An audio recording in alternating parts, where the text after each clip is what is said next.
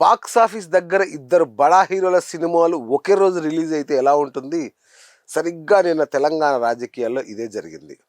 ఇక్కడ థియేటర్లో కాదు కానీ టీవీల్లో బ్రేకింగ్ న్యూస్ బ్యానర్లు బద్దలయ్యాయి. ఒక పక్క మేడిగడ్డ దగ్గర సీఎం రేవంత్ రెడ్డి, ఇంకో పక్క జగిత్యాల్లో మాజీ సీఎం కేసీఆర్. నా డేటు తను కాపీ కొట్టాడు, నా మీటింగ్కి కవరేజ్ రాకుండా కుట్ర పన్నాడు అంటూ ఇద్దరూ ఒకటే పంచాయతీ. అయితే మరి ఏది కాపీనో ఏది మాస్టర్ పీసో ఇప్పుడు చూద్దాం.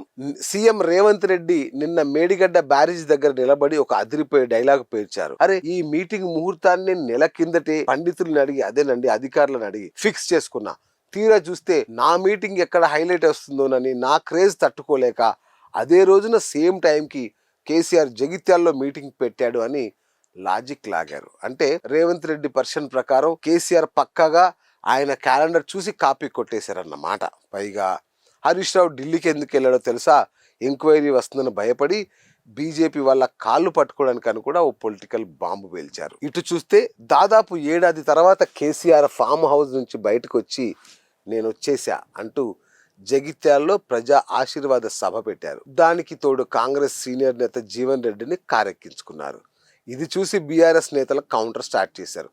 అసలు నెల రోజుల క్రితం ముహూర్తం పెట్టింది మేము, మా బాస్ కేసీఆర్ వస్తున్నాడన్న భయంతో ఆ మీటింగ్కి వచ్చే లైవ్ కవరేజ్ని డైవర్ట్ చేయడానికే సీఎం ఉరుకులు పరుగుల మీద మేడిగడ్డ పోయి ఫోజులు ఇచ్చాడు అని కేటీఆర్ అండ్ కో గట్టిగానే రివర్స్ కౌంటర్ ఇచ్చారు. ఇక్కడ మేడిగడ్డ రిపేర్లు ఫ్యాక్టే, కేసీఆర్ మీటింగు ఫ్యాక్టే, కానీ ఈ ఏప్రిల్ 20 డేటే పెద్ద ట్విస్ట్.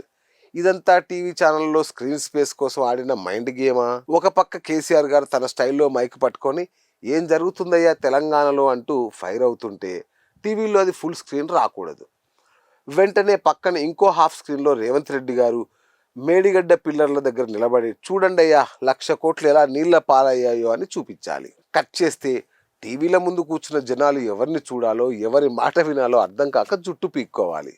నువ్వు నా డేట్ కాపీ కొట్టావు, లేదు లేదు నువ్వే నా సీన్ కాపీ కొట్టావు అని వీళ్ళిద్దరూ కొట్టుకోవడం చూస్తుంటే వీళ్ళ స్క్రిప్ట్ని ఎవరో ఇంటర్నేషనల్ డైరెక్టర్ రాసినట్లుంది.